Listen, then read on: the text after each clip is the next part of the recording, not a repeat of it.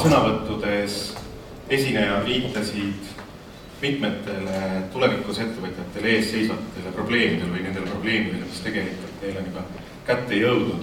Ehk siis, kuidas leida klient, kuidas leida töötaja oma ettevõttesse ja kuidas mahtuda oma tegemistega meie kahanevasse keskkonda.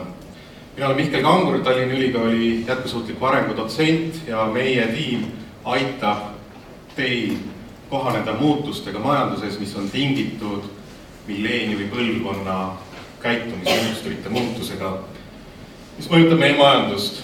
Siia pildile on üks milleeniumi põlvkonna esindaja koondanud kokku ajalehe pealkirjad nendest äridest, mille nende põlvkond ära tapab, välja suretab.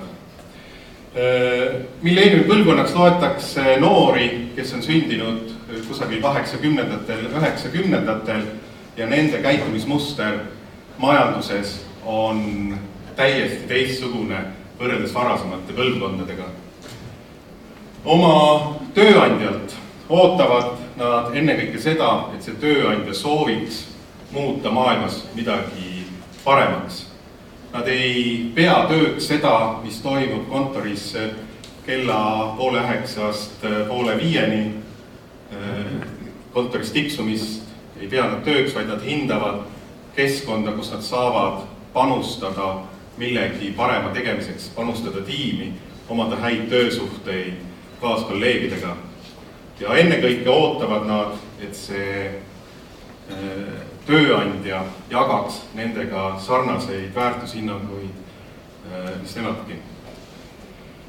Sarnased muutused on ka nende tarbimiskäitumises.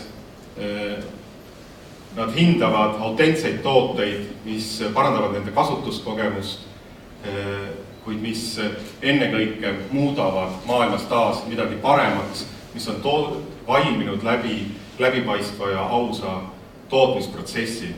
Märksõnadeks on aus kaubandus, sotsiaalne võrdõiguslikkus.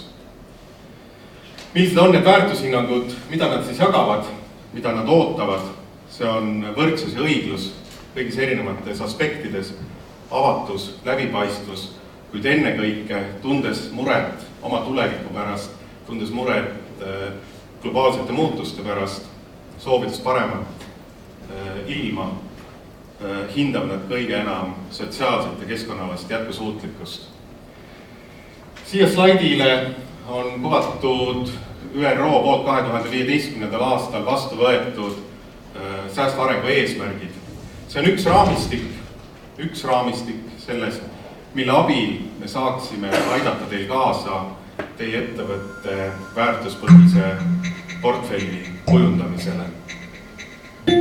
Teeme seda koos, aitäh!